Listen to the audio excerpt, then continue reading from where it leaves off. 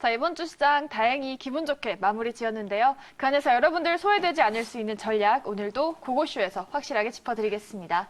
자, 지난 주간 VIP 모의계좌 1위 매니저죠. 이번 주 내내 함께했던 조영욱 매니저 오늘도 나와주셨네요. 매니저님 안녕하세요. 네, 안녕하세요.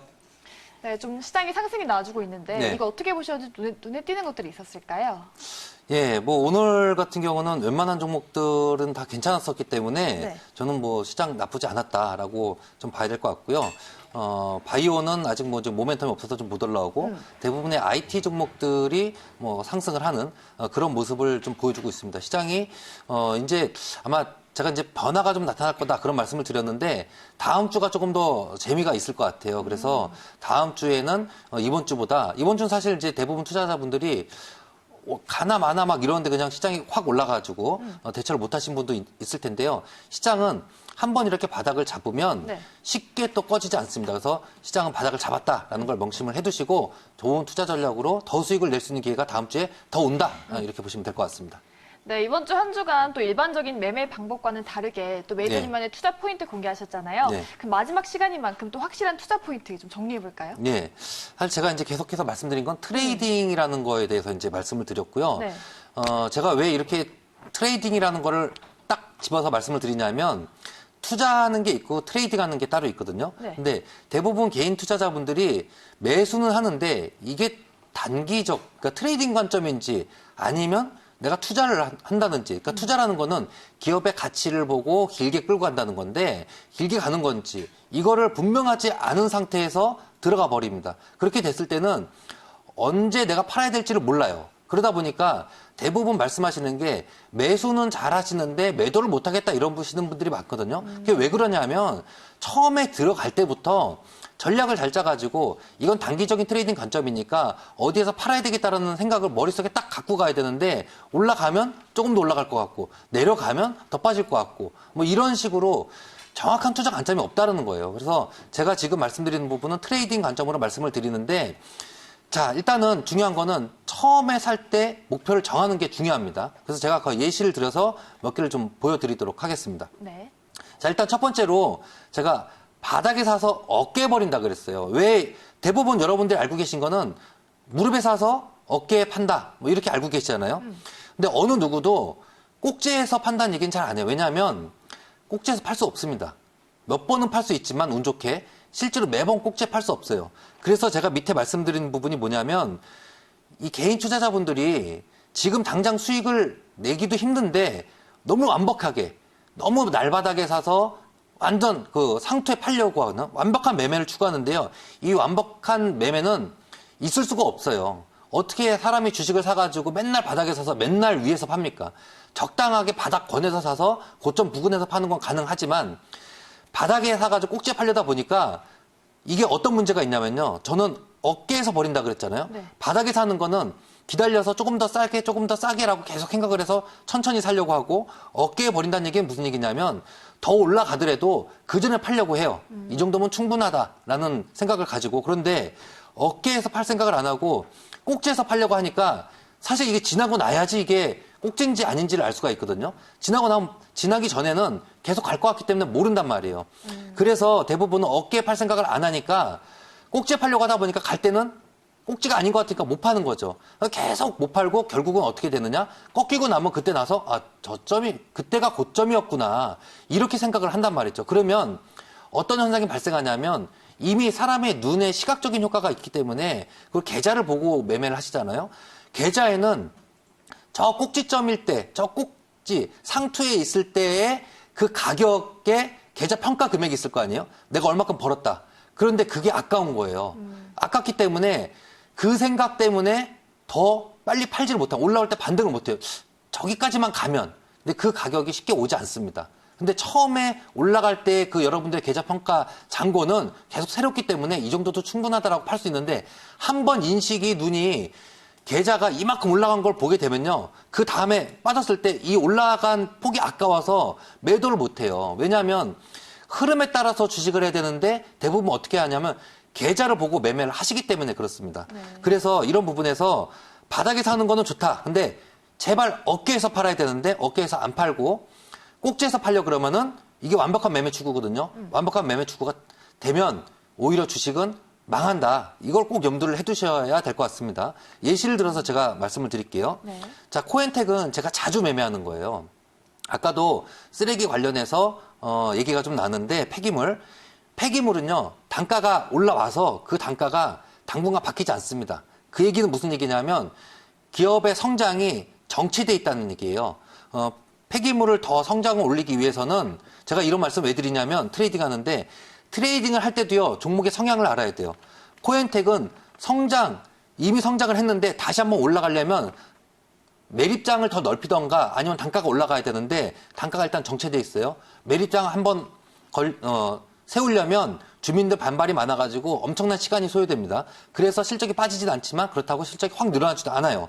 그 얘기는 주가가 추가적인 상승이 항상 제한돼 있다. 그래서 이 주식은 들어갈 때 많이 먹을 생각을 제가 안 하고 들어갑니다. 그래서 여기 보시면 지금은 양봉이지만 제가 계속 말씀드린 부분하고 똑같아요. 뭐가 똑같냐면 음봉이 나오고 그 다음날 주식이 이렇게 횡보를 할 때 상승 추세에서 이때 매수가 들어갔는데 그 자리가 여기거든요. 샀는데 올라간 거예요. 그래서 양봉이 된 거예요. 그래서 양봉이 돼서 다음날 팔았어요. 10% 안팎이면 팝니다. 제가 아까 말씀드렸죠. 꼭지에서 팔려고 안 한다고요. 그래서 갔다가 저는 이익 실현 보고 1박 2일 만에 또 9% 보고 팔았어요. 제가 왜 9%를 보냐면 9% 얼마 전에도 제가 신라진 9% 먹었다 그랬죠. 네. 왜 9% 먹냐면 사람이 한 자릿수에서는 쉽게 파는데 두 자릿수 되면요. 12하고 13하고 좀 애매해져요. 무슨 얘기냐면 둔감해 수익률에. 그래서 조금 12%를 받는데 만약에 9%로 떨어지면 팔기 어렵습니다. 아까 시각적인 효과라는 걸 말씀을 드렸죠. 이제 그런 부분에서 제가 말씀을 드리는 거예요. 그래서 여기에서 9% 내지 10% 정도에서 팔고 나왔어요. 자, 그리고 다음에 이건 좀 다른 매매법인데요. 나중에 이건 또 설명을 기가 되면 드릴게요. 21선 가지고 매매하는 건데 샀어요. 그런데 그 다음에 올라갈 때 여기서 원래 많이 올라가야 돼요. 근데 못 올라갔기 때문에 잘랐습니다. 50원 정도에서 잘랐을 거예요. 50원 정도 먹고. 근데 그 다음에 급락이 나왔죠. 그러니까 이게 뭐냐면 내가 처음에 살 때 얼마? 기간 1박 2일. 1박 2일, 그 다음에 아니면 2박 3일 생각을 해야 되는데 이런 생각을 안 해놓으면요. 그 다음에 어떻게 되냐면 여기서 사긴 잘 샀는데 끌고 가다가 이 두드러 맞는 거에 다 맞아버려요. 저 같은 경우는 아까 말씀드렸죠. 미리 설정을 해야 된다. 단기 매매는 단기 매매로 끝내야죠. 자, 그래서 여기에서 팔고 나와서 빠졌죠. 빠져서 그 다음에 가격이 또 오니까 또 전에 말씀드린 음봉 다음에 자, 시초가에서 밀리는 패턴 나왔죠. 매수 들어갔어요. 또 올라가니까 어떡합니까? 또 매도했죠. 팔고 나왔어요. 마찬가지로 얼마? 10% 정도 수익을 내고 나왔습니다. 그리고 나서는 매수 기회가 지금 포착이 안 돼요. 안 했단 말이에요. 자, 이렇게 해가지고 지금 보시면 1박 2일, 또 이것도 1박 2일, 여기는 2박 3일 정도 됐죠. 네. 자, 그 다음에 또 봐야 될 게 뭐냐면은 다른 종목도 한번 볼게요. 다른 종목 똑같아요. LMS도 사실 오늘도 제가 들어가가지고 오늘 어제 만들어 놓은 거라 오늘이 안 나왔는데 오늘도 지난번에 들어가서 주당 한 2,000원씩 먹고 나왔거든요. 자, 보시면 이거는 조금 패턴이 틀린데 이것도 마찬가지예요.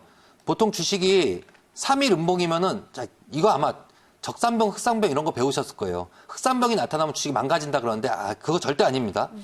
음봉 3개 나타나고 난 이후에 또다시 11선 지지 이것도 마찬가지예요. 시가에서 밀린 부분 나왔을 때 여기서 들어갔어요. 근데 여기는 들어가자마자 수익이 너무 빨리 나와서 매도를 했고요. 자, 그 다음에 또 여기에서 음봉 다음에 밀리는 구간 들어와서 여기에서 또 들어갔는데 이날은 10% 넘게 수익이 났고 이날은 한 7% 정도 났어요. 왜 그러냐면 제가 조금 이따 다른 것도 말씀드리겠지만 주식이 한번 올라갔다가요. 내려와서 다시 올라가면 좋은데 쉽지 않습니다. 그렇게 쉽게 안 올라갑니다. 항상 목표는 직전 고점 정도에서 좀 낮게 잡아야 돼요. 이것도 마찬가지예요. 처음에 올라갈 때는 이쪽 어깨였다라고 치면 그 다음 올라갈 때 이쪽 어깨라고 생각하시면 돼요. 여기서 팔아서 한 9% 정도, 7% 정도 수익이 났고요. 그 다음에 14,300원에 사서 오늘 주가가 많이 올랐죠. 오늘 16,300원에 제가 매도 신호를 보내서 2,000원이니까 한 15% 정도 수익을 내고 또 나온 종목입니다. 보시면 이 종목은 변동이 좀 다른 종목보다 좀 틀려요. 좀 세요. 근데 기본적으로 회사는 좋습니다. 그래도 끌고 가지 않아요. 짧게 끌고 나오고 끊게 나오고 업황 때문에 그렇습니다.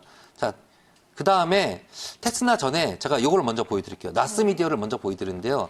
자, 이거 왜 보여드리냐면 이 종목은 자 보시면 돌파형인데 이날 거래가 실려서 들어간 거예요. 양봉에서 거래 실려서 들어갔는데 2박 3일 있다 팔았어요.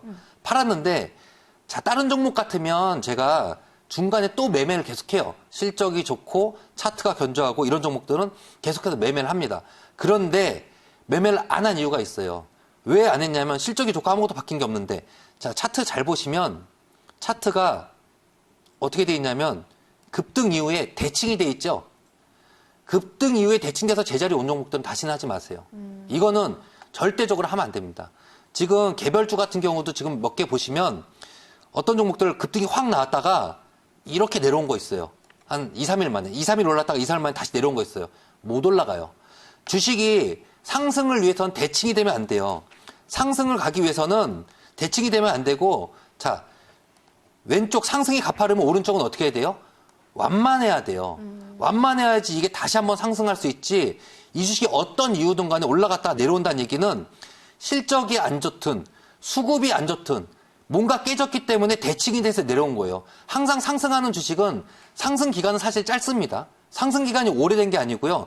상승 기간은 짧고 그다음에 조정 기간이 길어요. 반대예요. 하락하는 종목은 또 반대겠죠. 상승 기간이 길어요. 근데 퍼센트가 짧고 내려올 때 어떻게 해요? 급하게 내려옵니다. 근데 마찬가지로 급하게 내렸던 종목이 천천히 가야 되는데 천천히 안 가고 급하게 올라오면 대칭이 됐죠. 이건 뭐예요? 매수예요. 대칭이 되면 반대로 꺾어서 생각하시면 매수입니다. 그러니까 이거를 알아야 여러분들이 트레이딩을 계속 할 건지 아니면 이 종목을 끊을 건지를 판단을 하거든요. 자, 그래서 요거는 제가 시간이 없을까 미리 말씀을 드리는 거예요. 네. 자, 그렇게 해가지고 테스나 같은 경우도 또 매매에 들어갑니다. 자, 대칭 없죠, 여기는. 대칭이 없으니까 여기도 마찬가지로 들어가서 또 10몇 % 수익 내고 나오고 제가 한번 실수한 게 이거예요. 20% 넘게 먹었는데 이거는 제가 욕심을 부려서 결국은 어떻게 됐냐면 조금 먹고 팔았어요. 이거 하나 제가 실수를 했는데 역시 저도 사람이다 보니까 많이 먹을 욕심이 생겨서 자르는 경우가 못 먹는 경우가 생기는 거죠. 이런 식으로 대부분 들어갈 때는 제가 2박 3일 정도 트레이딩은 짧게 끊어서 수익을 보고 말씀드린 대로 어떻게 계속 유지를 할 건가 이거는 몇 가지 팁인데 그중에 하나를 알려드렸습니다. 네, 이렇게 매니저님만의 한 발 빠른 매매 노하우 정리해보면서 실제로 수익 냈던 종목들 다 리뷰해봤는데 이렇게 많이 수익을 내려면 어떤 마인드를 갖고 있어야 좀 성공할 수 있을까요? 이런 비결이 있을까요? 이거 좀 웃으실 수 있는데요. 네. 돈으로 안 보면 됩니다. 돈으로 안 보고 그냥 쉽게 게임한다듯이 하잖아요. 그냥 돈을 안 보고 저는 제가 지금 여러분들한테 일주일 동안 제가 트레이딩 강의를 해드렸잖아요. 네. 하신 대로 하면 돼요. 제가 한 가지 뭐 잠깐 예를 들어드리면 저한테 배우는 제자가 있었는데 이 제자가 돈을 굉장히 많이 벌었어요. 어느 날 갔더니 몇 배가 난 거예요. 트레이딩만 해서. 그래서 돈 많이 벌었네요. 했더니 계좌도 못 본 사람이었어요. 그 돈을 그렇게 많이 번지 몰랐던 거예요. 근데 그 다음부터 계좌를 보고 돈이 얼마 되는지 매매를 하니까 돈을 못 벌어요. 이거 돈으로 보면 안 되고요.